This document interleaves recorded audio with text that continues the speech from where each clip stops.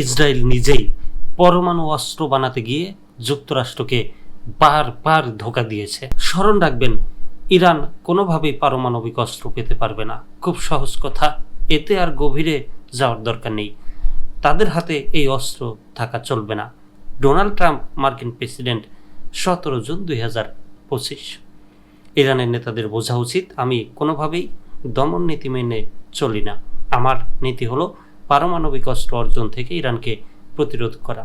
Barack Obama, মার্কিন president, 4 March 2012। আমি বিশ্বাস করি তারা পারমাণবিক অস্ত্র তৈরির ক্ষমতা ও জ্ঞান অর্জন করতে চায়, আর আমি নিশ্চিত পুরো বিশ্বের সাথে তাদের এটা করতে না দেওয়া জরুরি। President George W Bush, 17 October 2007। 2002 সালে ইরানের ইউরেনিয়াম সমৃদ্ধকরণ কর্মসূচি প্রকাশ্যে আসার পর থেকেই মার্কিন প্রেসিডেন্টরা দৃঢ় কণ্ঠে ঘোষণা করে যাচ্ছেন, ইরানকে পারমাণবিক অস্ত্র তৈরি করতে দেওয়া হবে না। ইরান 1970 সাল থেকে পরমাণু অস্ত্র বিস্তার রোধ চুক্তির সদস্য।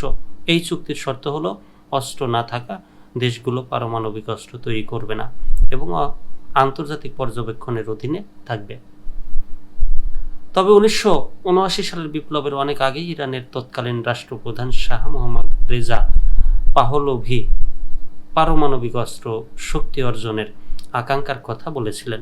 যুক্তরাষ্ট্র তখনই সন্দেহ করেছিল তিনি গোপনে পারমাণবিক অস্ত্র তৈরি করতে চাইছেন। রেজা পাহলভির পতনের মাত্র 5 বছর পর ইসলামী প্রজাতন্ত্র গোপনে পারমাণবিক জ্বালানি ও অস্ত্র তৈরির উপাদান প্রস্তুতের চেষ্টা শুরু করে।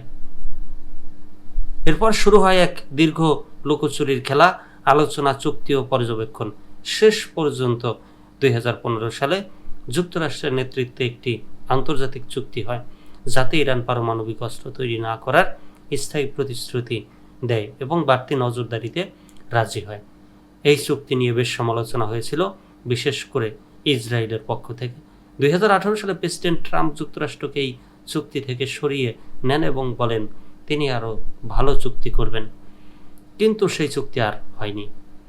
দ্বিতীয় মেয়াদে ক্ষমতায় এসে সেই ট্রাম্পই আবার ইরানের পারমাণবিক স্থাপনায় বোমা হামলার নির্দেশ দিয়েছেন। কার্যত এই হামলার মাধ্যমে তিনি ইরানের বিরুদ্ধে ইসরায়েলের হামলায় যুক্তরাষ্ট্রকে যুক্ত করেছিলেন। অবশ্য শেষ পর্যন্ত তিনিই আবার যুদ্ধবিরতি বলবৎ করতে ভূমিকা নেন। ইরান যদি পারমাণবিক কর্মসূচি নিয়ে সত্যিই প্রতারণার পথ অনুসরণ করে থাকে, তবে সেই পথের প্রথম এবং আসল পথ প্রদর্শক ছিল ইসরায়েল। 1950-এর দশকের শেষ দিকে যুক্তরাষ্ট্রের গোয়েন্দারা ডিমোনার গোপন পরমাণু স্থাপনাটি আবিষ্কার করেন। ইসরায়েল তখন মার্কিন দূতাবাসকে মিথ্যা তথ্য দিয়ে বলেছিল এটা শুধু একটি টেক্সটাইল কারখানা। পরে যখন ইসরায়েলের মিথ্যা ধরা পড়ে যায়, তখন তারা আবার বলে এটা ধাতুবিদ্যার গবেষণাগার। সেখানে অস্ত্র তৈরির রাসায়নিক প্লান্ট নেই, যা দিয়ে পরমাণু অস্ত্র তৈরি করা যায়। 1960 সালের ডিসেম্বরে বেন গুরিয়ন ইসরায়েলের পার্লামেন্ট বলেন এটা 24 মেগাওয়াট ক্ষমতা সম্পন্ন একটি গবেষণা চুল্লি। এই পরমাণু কর্মসূচি একমাত্র শান্তিপূর্ণ কাজে ব্যবহার করা হবে। নবনির্বাচিত মার্কিন প্রেসিডেন্ট জন এফ কেনেডি পরমাণু অস্ত্রের সম্ভাব্য বিস্তার নিয়ে শঙ্কিত হয়ে পড়েছিলেন। তিনি ইসরায়েলের পরমাণু কর্মসূচি নিয়মিত পর্যবেক্ষণের উপর জোর দেন। 1961 সালে এক মার্কিন পরিদর্শক দল জানায় এখানে পরমাণু অস্ত্র তৈরির মতো কিছু নেই, তবে যুক্তরাষ্ট্রের পক্ষ থেকে এরপরও দাবি থাকে পরিদর্শন চলতে থাকুক, যাতে আরব দেশগুলো বিশেষ করে মিশরকে আশ্বস্ত করা যায় যে ইসরায়েলের কোনো গোপন পরমাণু বোমা বানানোর কর্মসূচি নেই। 1963 সালে মার্কিন প্রেসিডেন্ট কেনেডি ইসরায়েলের নতুন প্রধানমন্ত্রী লেভি ইশকোলকে কড়া বার্তা পাঠান, ইসরায়েলের পারমাণবিক অস্ত্র তৈরির চেষ্টা সম্পর্কে নির্ভরযোগ্য তথ্য না পেলে আমাদের সম্পর্ক গুরুতরভাবে ক্ষতিগ্রস্ত হবে। উত্তরে ইশকোল বলেন পরমাণু স্থাপনাটি শুধু শান্তিপূর্ণ কাজে ব্যবহৃত হচ্ছে।